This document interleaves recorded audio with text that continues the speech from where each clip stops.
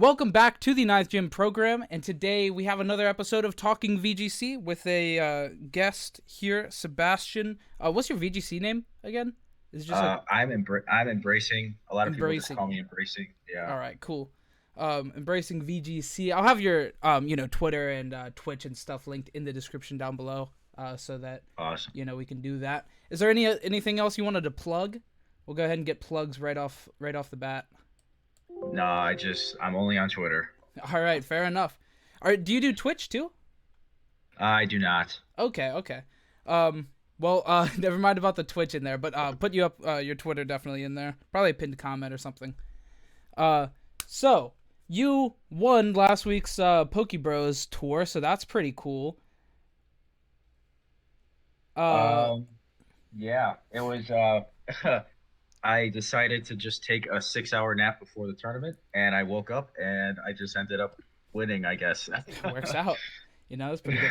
Oh, I'll go ahead and preface this. This game in the back as the visual for this video is finals for the round. So or finals. So yeah, just so the watcher has any idea, it's not just like a random game. So anyway, how long have you been playing? I've actually been playing for a very long time. I've been playing since 2011 during the Wow, Black and White era. that is very Uh, long time. Yeah, I didn't have a whole lot of resources to go to events until maybe like around 2015 when I finally was able to convince my parents at 15 years old to bring me all the way out to like Rockford and stuff like that. Hmm. And I was able to win a few locals here and there, and then I took a break between like 2016 and 2017, mostly because of Smeargle and that whole thing. Yeah, Um, but yeah, I've been in the game for a pretty long time, enjoying it for a pretty long time, that's cool. and yeah, it's pretty fun. Pretty fun lifetime of Pokemon. What are your major tops? Do you have any? I haven't been like I was only really because I'm a little bit more independent now than I was a little few years ago, so I haven't been able to have a big regional national experience yet. I was just able to start going to events on a consistent basis right before started to take over, so a little bit unfortunate there. Hmm. Yeah, COVID really messed up a lot of plans. I was planning on going to every regional this year or last year and this year, but yeah, COVID kind of got in the way there. So that was really Yeah. unfortunate. But yeah, so that's pretty cool. What was your favorite like VGC year? To like in general, I'd have to say 2018. 2018. 2018 and 2012 are kind of like super balanced, super fun Mm-hmm. formats where you could kind of make anything work Yeah, at that point. I didn't play in 2012. I was like 12, but I did like 2018 a lot, so that's a very understandable answer. 2018 was a really good modern format, and I'd say probably 2012 is this close second after that. Gotcha. That's cool. What about in series in the newest, in 2020 and 2021? What series did you like the most?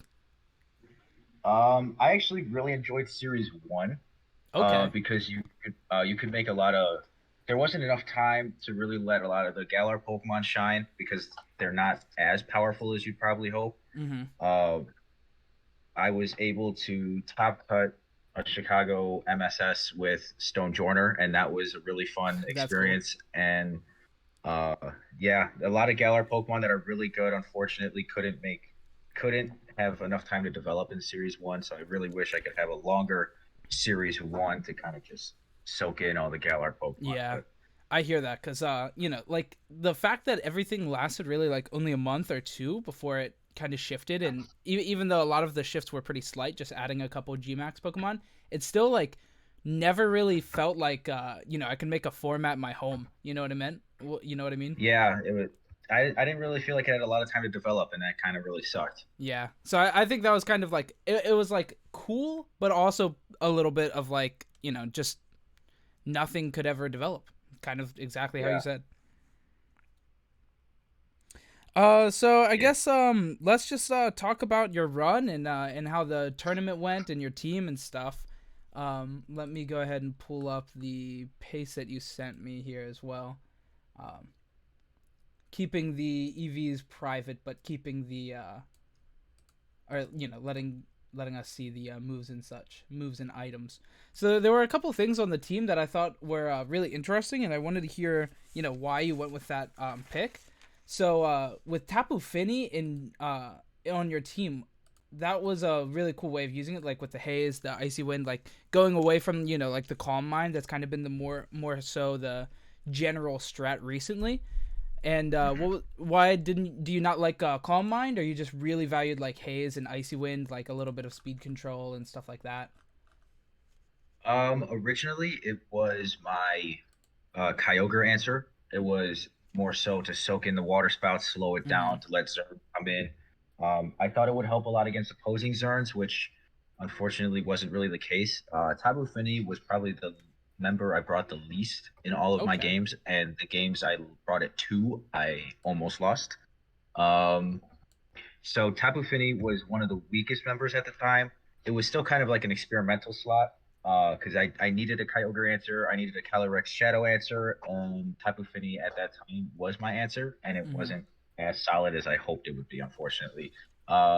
It took a lot of this whole team was taken from Flavio De Pirio's um, his six that he used to for EIUC back in Ultra Series. Okay. So it's just an adapted version of that. And he had Tapu Fini, and I thought I'd try to bring Tapu Fini back a little bit, just as a support Fini as it was in 2019. Mm-hmm. And it didn't end up working out as well. No, that slot actually doesn't exist on the team anymore. Gotcha. Okay.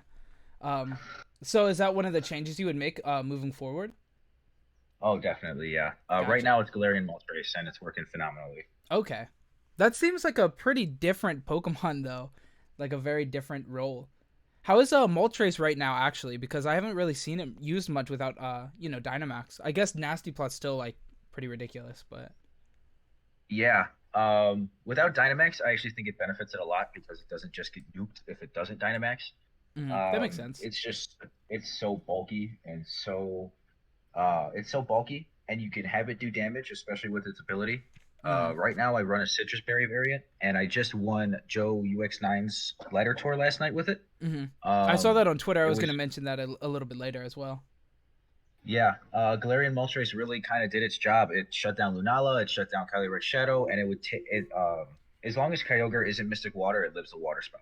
Okay, well that's a very useful calc, and then it breaks your or sets up Berserk, and then you kind of go crazy.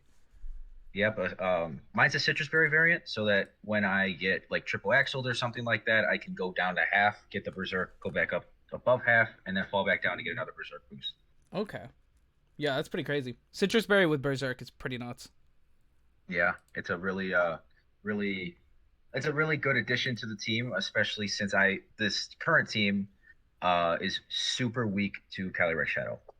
Gotcha. Yeah, that's been very problematic. Restricted. That kind of came out of nowhere. Like everybody was just expecting, the big three like Xerneas, Zacian, and Kyogre at first, and then the Calyrex, both of them honestly, but more so Shadow, kind of really pushed ahead.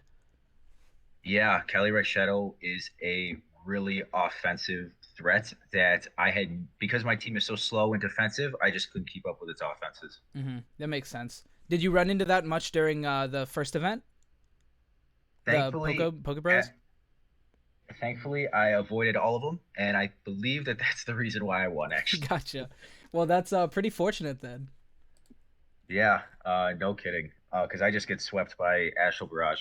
I just can't handle it. hmm is there anything else you want to like really note about your team, like any MVPs or anything that kind of surprised you, like maybe Landorus or Nihilego? Honestly, every single Pokemon on the team, barring that Tapu Fini, put in an extreme amount of work. hmm Having that Trick Room option is absolutely great, especially against other Xerneas, because that makes Amoonguss move first. You can put it to sleep, and you hmm can start spore spamming everywhere. Yeah, Spore under Trick Room is a win con on its own sometimes. Yeah, especially the way I have my Amoonguss, it is able to live Behemoth Blade with the boost on Zacian, and having Rocky Helmet on Amoonguss is the best possible item, especially with Intimidate spam, Parting Shot out of Zacian, because in the finals match, the only reason I won is because of Rocky Helmet chipping down Zacian because he kept substituting, and I was able to KO Zacian just off of Rocky Helmet damage. Gotcha. Yeah, that's And really crazy. yeah, Rocky it Helmet and was sub just doing it. yeah it. I never was able to attack the Zacian once, just lowering its attack so that it did less and less to Amoonguss, and he was putting himself in like a worse and worse spot, keeping Zacian on the field. But he needed to keep Zacian on the field for Zern. Um, Mm-hmm.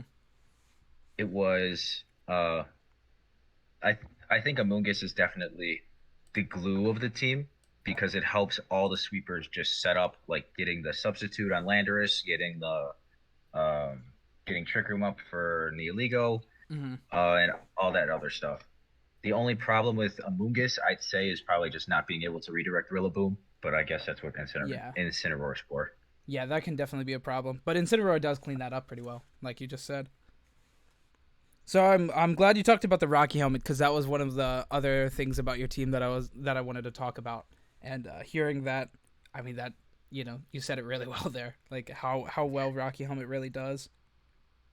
Yeah, and even last night during Joe UX9's ladder tour, I was there are a lot of Zacians that are EV trained to take the +2 Moonblast twice before going down, and getting that Rocky helmet chip is just barely enough to put it in range for the second Moonblast, and that's probably the most important calc, just being able to reliably two-hit KO Zacian no matter what. It kind of pins Zacian down to where they either have to reposition or they let their restricted go down. Yeah, that's insane. Like that is actually just making such a formidable matchup just very very doable. That's a really good Yep. adaptation with Amoonguss.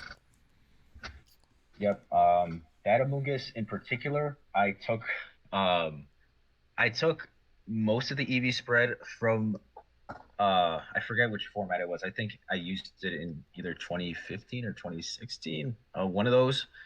Um, I forgot which one it was, but it was one of those, and Gotcha. it's serving pretty well here. Yeah, that's crazy. That really shows like um the experience of like long term playing, being able to adapt in new formats with such Pokemon. So the props to you for that. That's crazy. Yeah, it just kind of like with Mega Kangaskhan back in the day, just hard physical attacker. Yeah, it's Amoonguss a can dub take those Pokemon. physical attacks and just yeah, no kidding. um, and Amoonguss being able to take the physical attacks and just comparing that Mega Kangaskhan to Zacian in terms of just sheer physical power and being able to chip it down with Rocky Helmet, I think could be really valuable. So Hmm. that was my reasoning behind that. Yeah, that's pretty crazy. So moving forward, the only change for the team would really be the Tapu Fini into the Moltres Galar, and that's been working really well. Yeah, I honestly haven't made any other changes to the team at all, and um, that's really about it. Maybe just a little tweaking of Incineroar's EV spread just to live a few other certain things, but other than that, the only change I've really made is a Galarian Moltres, and it's been serving pretty well. Gotcha. That's a really cool. That's really cool. That's a good adaptation for that because yeah, like I was saying, I really didn't expect to see too much Galarian Moltres, but if it's working out, that's really good. I want to test Yeah. around with that actually because that sounds pretty crazy. Like a bulky, nasty plot setting up, very strong. Yep. Yep, I'm able to EV turn the Galarian Moltres to take the Life Orb Modest Astral Barrage and then get doubled into with the close combat from the Enshao and still be able to one shot either or, depending on what the opponent obviously goes for. Hmm. And that's probably the biggest thing about Moltres is how bulky it is, Hmm. because it just becomes a budget Yveltal. Yeah, without taking your restricted slot, which is very powerful. Exactly. And someone on Twitter actually pointed out that it reminds them of the 2016 core of X and Y with Yveltal and Zern. So, Gotcha. um, so I didn't realize how I didn't realize that at first, but becomes apparent how that dark flying and the fairy typing kind of mesh together extremely Hmm. well. That's good to hear. Definitely want to test that out. That sounds really good. So talked about like the best things. Oh, how was the Landorus? I've seen the Landorus incarnate really being like amazing recently. Like a special attacking life orb, with like substitute and stuff. How was that? Did it put in a lot of work? It put in a tremendous amount of work. most of the time with this team, it's always like Zern, Amoonguss, Incin, and Landorus, and just like mixing up the order between the four, and like um, Neoligo and Moltres are kind of like for the matchup specific type things, Mm-hmm. and um, Landers puts on an extreme amount of pressure against Zacian. Yeah, I'd I can actually say that imagine. the matchup with this team against Zacian is probably positive because of how much I pressure it. Cause getting Landers behind substitute puts on so much pressure for your opponent if they can't get rid of Mm-hmm. it right away. If you call a protect and put a substitute up, it just absolutely demolishes a game because it lets Landers get a hit almost for free. Mm-hmm. Um, and you just can't let Landers do that. Yeah. Its most important role is probably making the Eternatus matchup doable. Really? Yeah, it's able to almost one shot depending on their spread. It's almost one shot Eternatus fully. Um, the only yeah, and either I get like the big Earth power off, or I get the big Geomancy Moonblast off, and that's usually what helps with the Eternatus matchup. Gotcha. Do you think like how relevant is Eternatus? I know it's one of the more used restricted, but like, do you see it very frequently? Um, Not as much as I actually expected going into Series 10. I actually started off using Eternatus myself, and um, it was not nearly as good as I anticipated. Mostly because of Landor's Eye's existence. Yeah, that's understandable. If Yeah, there's like such an insane, like, I mean, Lando has really shown its usage stats. I mean, as far as like Picolytics and stuff go, it actually has more usage stats than like Lando T, which is kind of funny, but at the same time makes sense in this format.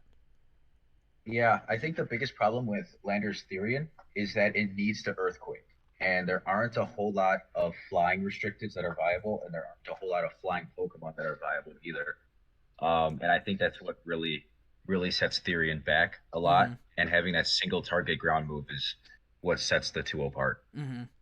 Yeah. Also with like Earthquake, we have like everybody's using Rillaboom, so like that's another Yeah, really unfortunate thing for that.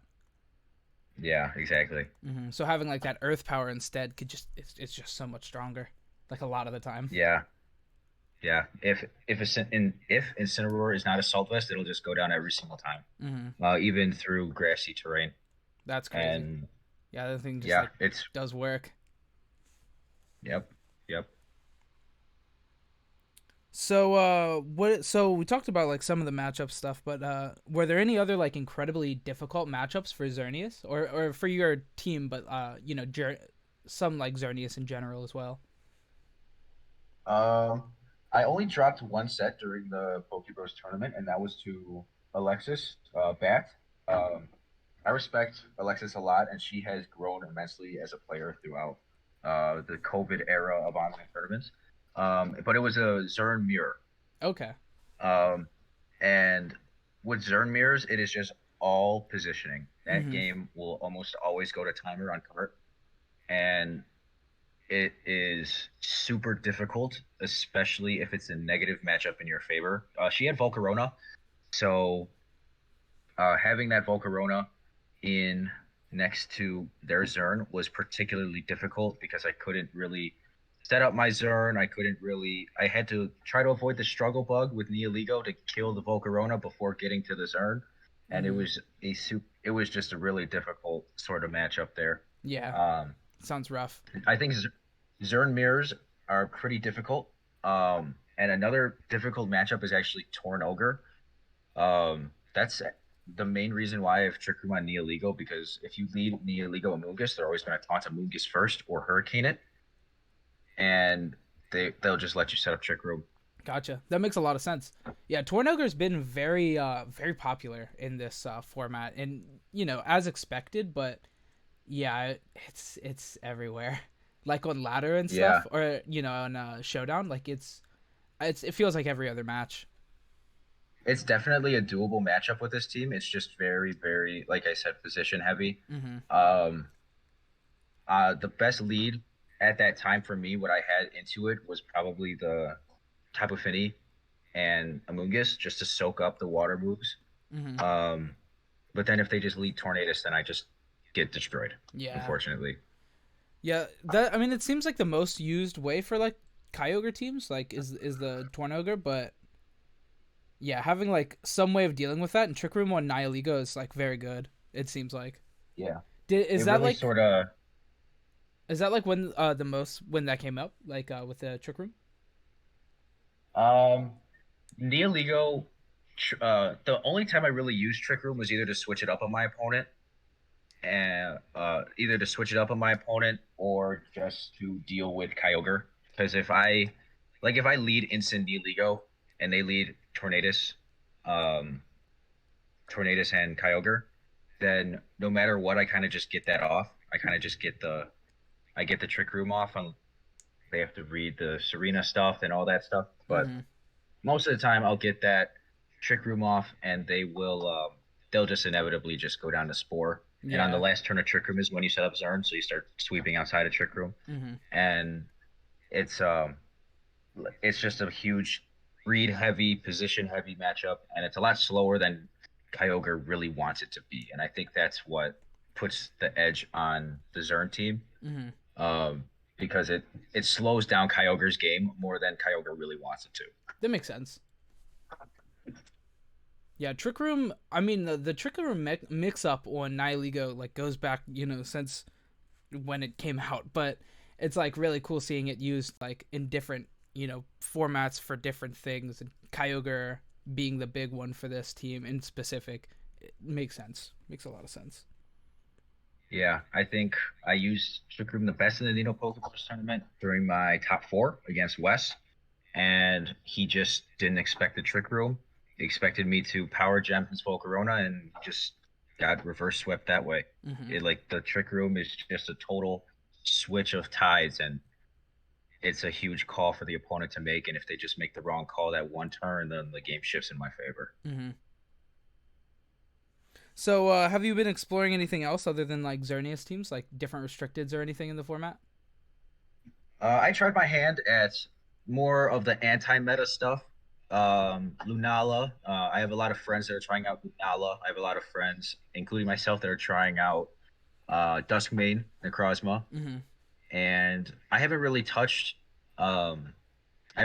Zacian too much, but I have also kind of touched a little bit on Yveltal, Mm-hmm. and it's a lot more of the anti-meta stuff I'm trying to understand a little bit better. That makes sense. But I feel like Duskmane Necrozma can be a little bit more of a sleeper pick than people really assume. You Okay. just have to have that Calyrex-Shadow answer, and if you do, then you're all solid. You're good to go because it walls off Zacian, it walls off Zern, Mm-hmm. and it with Kyogre you just soak up the water spouts. Yeah, that makes a lot of sense. What are you really like using it like with like very defensive and like Um, Actually, not at all. Very offensive. really? I have a Dragon Dance set that Oh, that's was cool. semi-successful. I I've been getting like in the top five of certain ladder tours with Dustmane and Crosmo, but I'm still developing the team to really go along with it. I think trying it out with Galarian Moltres is probably the way to go because they just synergize so well together. Um, with Necrozma being able to kill the fairies that threaten Moltres, Mm-hmm. and vice versa, like ghost types killing Necrozma. Um, but yeah, I think Dustmane and Necrozma could be really dangerous going into the rest of Series 10. Okay. Well, that's good to know. So keep watch of that. Definitely. So also, I'm curious on Lunala because I know there's a lot of really good like dark Pokemon going around right now, especially like Urshifu and stuff. So that definitely can provide a problem. But we also do see like Incineroar really dropping Darkest Lariat and stuff like that. So it kind of makes the Lunala. It's like a double edged sword for Lunala. You have a very big threat going away, but also like Urshifu is here.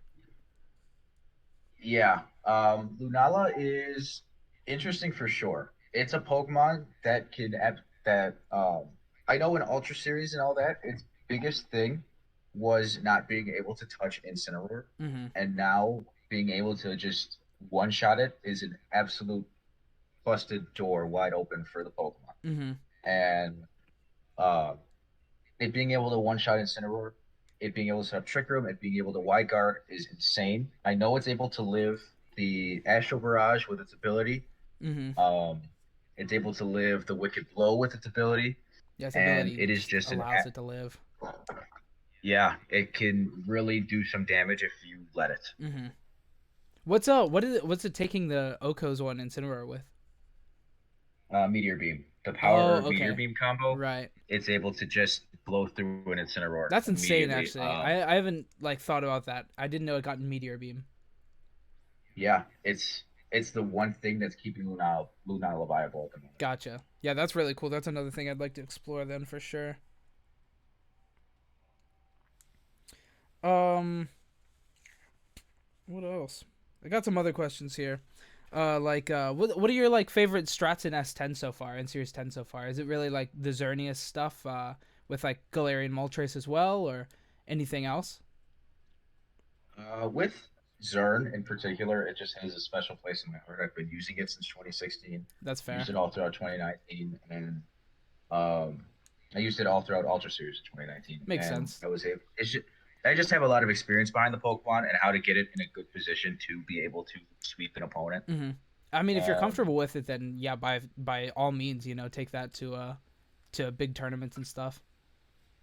yeah, and I'm a very slow defensive player. I like to mitigate damage. Pokemon is a game of trades, and if I can get the best trades I can, then I will take them. Hmm. Well, that's really good reasoning on that. Is there anything you like wish wasn't in Series 10? Oh, by far, Calyrex-Shadow. Okay, yeah, that's Calyrex-Shadow fair. is so oppressive in so many ways, especially when it's next to Bienshao. Bienshao and Calyrex are absolutely deadly, Hmm. and it's a super hyper offensive mode that has very little answers to. Especially since Mienshao gets such a wide support move pool. It Hmm. feints, it gets wide guard, fake out, close combat, close combat that'll just take an instant out immediately. Um, and it's just an absolutely crazy combo that ruined a whole lot of my teams. Yeah. I've had such an I've had such a painful relationship with Calyrex Shadow in with all of my teams, and this is finally the team I'm settling on to be able to consistently beat it. Every other team I've built has just gotten destroyed by that combo. Gotcha. Well, that's a combo that I've seen a little bit of, but not to like that extent. And yeah, that's definitely one that I'd like to explore more of. Then, me and Shao, that's a Pokemon that like during the beginning of the format, I went completely under my radar, and then I started seeing people using it, and you really understand like how crazy of a Pokemon that is actually. Yeah, inner focus, being able to ignore intimidates now is absolutely amazing, Mm-hmm. and um, being able to not get flinched by instant, being able to one shot an Incineroar, being able to just support Calyrex in every way it can, having two very oppressive attackers right off the bat is super, super good. And uh, Mienshao in and of itself isn't as impressive, but when it's next to Calyrex, it is a monster, especially with Calyrex's abilities, just making it more and more impressive as each turn goes along, and you're not able to recover with your berries, and it's really, really, really just an offensive powerhouse. Mm-hmm. What does the rest of those teams usually look like? Just like pretty standard cores like Incineroar, Rillaboom, and stuff on there. Other It Pokemon like totally that. depends. I have seen so many different Calyrex Shadow teams. It is unbelievable. Gotcha. Um, yeah, it is. It really. It's uh, it's two Pokemon that can kind of get thrown onto any team and it'll work. Mm-hmm. It's kind of like how Uh, Zacian was because in the Series 7 or 8. yeah, yeah, exactly.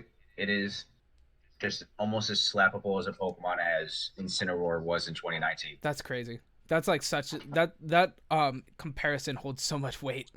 Like that's Yeah, such a statement. yeah. I mean, if you can round out the rest of a Calyrex Shadow team, then you're guaranteed to go positive with it. Mm-hmm.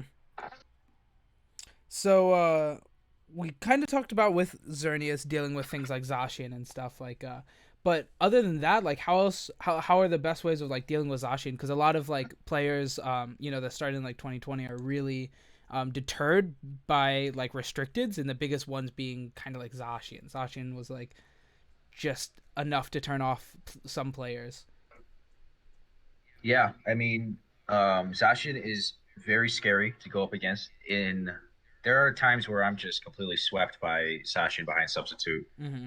and there are other times where it's just it's it's a Pokemon that doesn't need to set up to do damage, but it's a Pokemon that needs to be supported to be able to sweep through teams. Mm-hmm.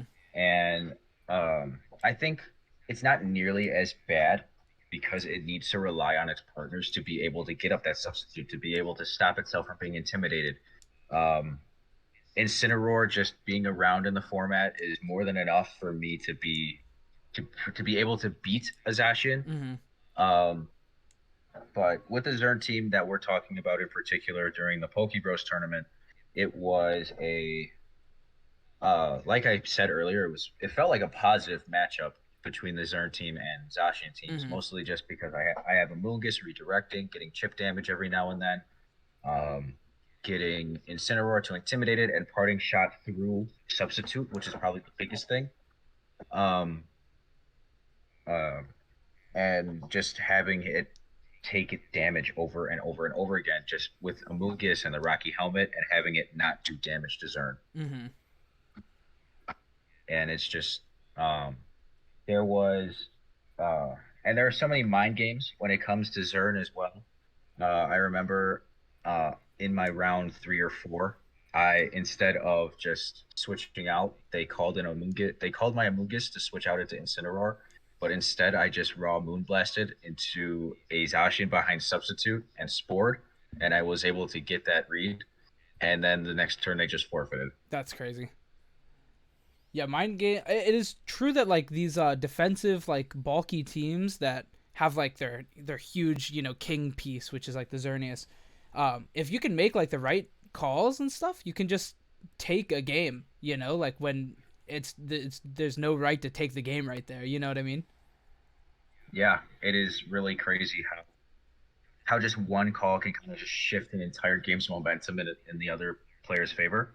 Mm-hmm. Uh, uh, with Zern in particular, it is a very weak Pokemon on its own. It needs the support of its partners. It's not a Pokemon you can just slap on any team. It has to. It's a very slow team that needs to have its time, and as long as you can waste your opponent's time, then you'll be able to definitely reverse sweep with a Xerneas. Mm-hmm.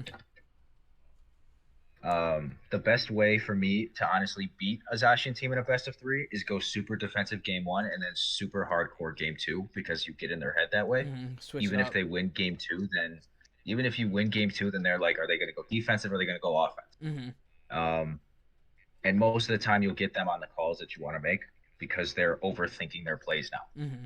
That makes a lot of sense. Yeah, Pokemon Best of Threes is like a very adaptive game where you have to like make a lot of changes, and it's very like forces you on the spot, and that's like the cool thing about best of three. It kind of sucks that like there's no laddering that's best of three, and right now we don't have like real events, and I mean most locals are even like shut down still, which just kind of sucks. But I mean there's tours and online things, but yeah, best of three format is just so fun and like different.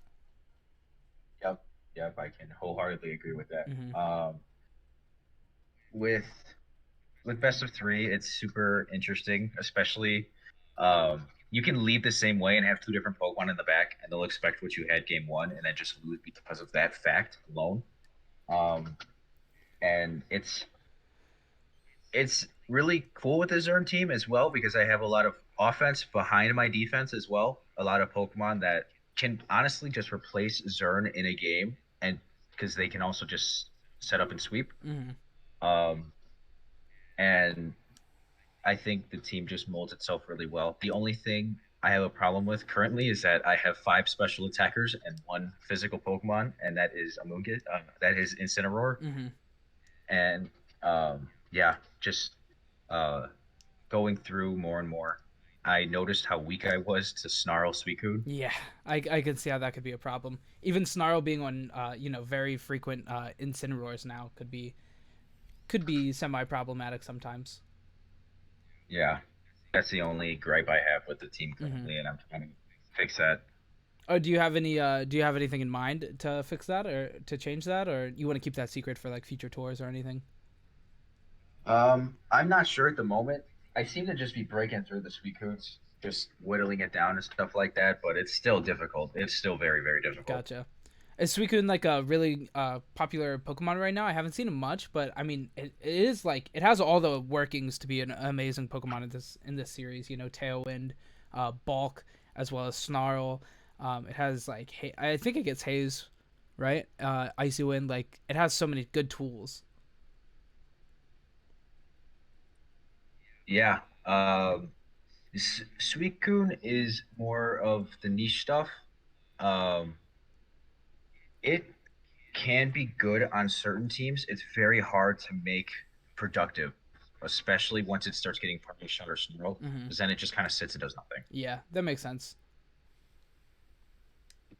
Um, Suicune in particular is very um, it's it's versatile, very versatile, and it just has a lot of trouble doing things other than snarling, other than tailwinding. And if it's stuck doing one of those two and it's letting its partner just do damage, then it could be a little bit of an issue for the player using it. Hmm. Yeah, it makes sense. You don't really want your Pokemon to be like doing nothing. You know, that's not very Yeah. productive. Yeah, it has just that all my friends are dead syndrome, Hmm. where if you just target everything around it, it just won't do anything. Yeah, that makes sense. That came up a lot in like Dynamax format as well with a lot of like big Dynamaxers. You just intimidate them twice and then they're just not doing anything. And then Yeah. yeah, it kind of just like goes away. It's like Tyranitar at the beginning of the one format, you just don't set off its weakness policy and just punch everything else. It kind of just folds. Yep. But this is Yep. As very long as different you though. Like not a Dynamax guy and Yeah, it's it's very different for sure, but I think that's the biggest problem with Suicune is that you can just target around it and it just dies. Mhm. And then the whole team just like kind of falls apart. Yeah, that makes a lot of sense. Well, that's all of my questions pretty much. That's like everything I had written down. But I mean we're at 40 minutes, so like that's enough for a video anyway. Is there anything else you want to say? Like any other thoughts on like your tournament run, either of the tournament runs? To be honest, Um, Not really. that's fair. All I could advise for people listening is that please have a Galarian Moltres answer. That makes sense. Yeah. Do you have? I mean, obviously there's some stuff. Is things like Regieleki enough or probably not? Um, for, for my team in particular, absolutely not, because Electro just doesn't do enough. Hmm. I have Lando, I have Amoonguss that just redirected Thunderbolt, Yeah, and yeah, that's fair.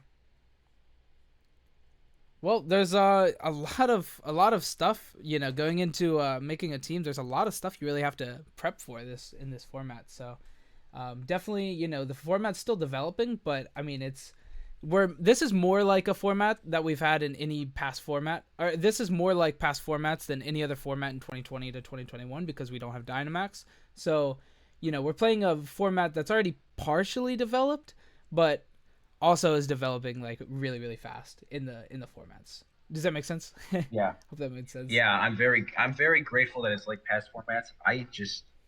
I was not a big fan of Dynamax. It was too hyper offensive for me. Hmm. As a defensive player, just being able to Dynamax out of situations like that, that your opponent can just Dynamax out of a situation that could lose them the game Hmm. was kind of frustrating. Yeah, Um, I'm pretty against Dynamax too for the most part. I did think it was like fun at first, but as soon as like I started playing it a little bit more, I kind of understood how overwhelming it is.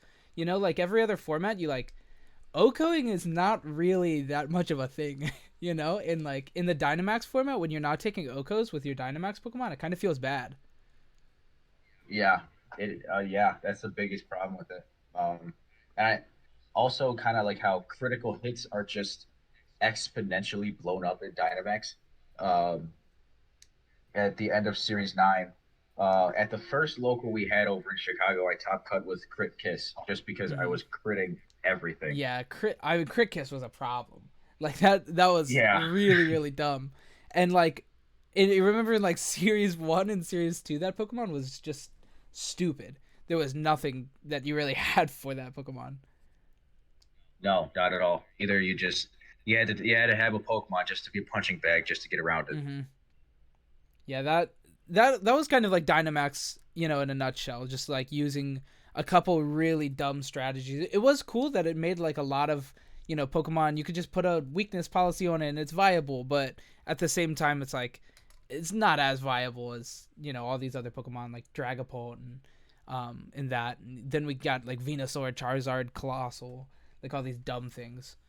So Yeah, I yeah, it mean, was a lot. yeah, it was a lot to handle at once. Yeah. Although I'm very happy that the Dynamax formats it allowed a lot of players to shine. It allowed a lot of new players to come through the woodworks and show what they can really do, and it let them be a little bit more comfortable in a format that they weren't really comfortable with at first. Hmm.